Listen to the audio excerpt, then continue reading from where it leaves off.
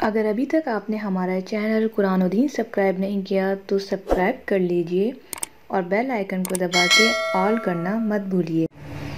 बिस्मिल्लाहिर्रहमानिर्रहीम, अस्सलाम वालेकुम। कुरान और दीन चैनल में एक और नए वज़ाइफ के साथ आपकी खिदमत में हाजिर रही हूँ।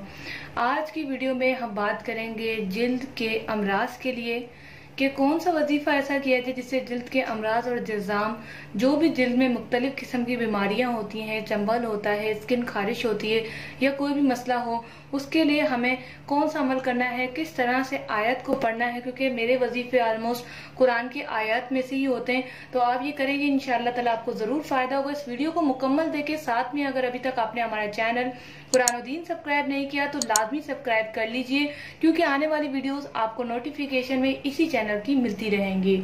तो जिल्द के अमराज के लिए बहुत सारी हम दवाओं का भी इस्तेमाल करते हैं।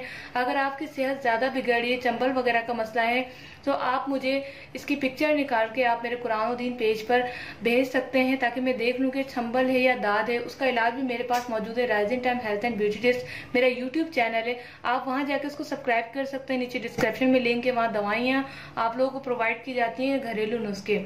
तो यहाँ पर मैं जो है वज़ाइफ पोस्ट करती हूँ ताकि आप लोगों को जो है दीनी मालूमात भी हो सके और दुनियावी भी, यानी कि आप अपनी सेहत का जो इलाज है वो कुरानी आयात से भी कर सके और जिस्मानी मसाइल के लिए भी आप दवाओं का भी इस्तेमाल कर सके। तो आपने क्या करना है, पारा नंबर 17 सूरह अंबिया आयत नंबर 83, ठीक है, दोबारा से रिपीट कर देती हूँ। पारा नंबर 17 सूरह अंबिया आयत नंबर 83 व अय्यूबा से लेकर राहिमीन तक, आपने अर्रहुर राहिमीन तक ये आयत आपने एक मरतबा पढ़कर हाथों पे फूंक मार के जिस्म पर मर लेनी जहां पर हो।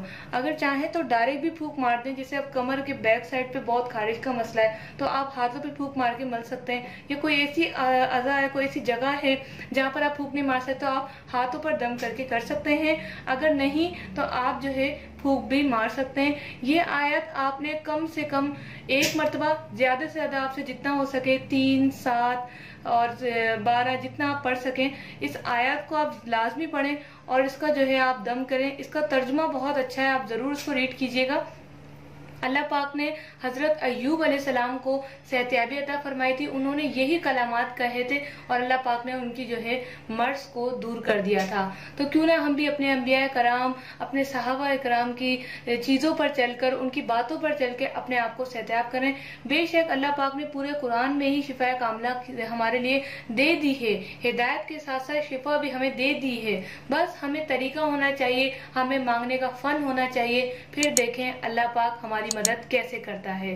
तो उम्मीद है आज की वीडियो आपको पसंद आएगी। लाइक जरूर कीजिएगा, शेयर कीजिएगा अपने प्यारों के साथ, साथ में चैनल को सब्सक्राइब करके बेल आइकन को लाजमी दबाया करें। बेल से ही आपको जो है नोटिफिकेशन मिलेंगी और आने वाली वीडियोस वज़ाइफ आप तक पहुंचते रहेंगे। तो इंशाअल्लाह ताला फिर मिलते हैं नई वीडियो के साथ। अस्सलामु अलैकुम व रहमतुल्लाह।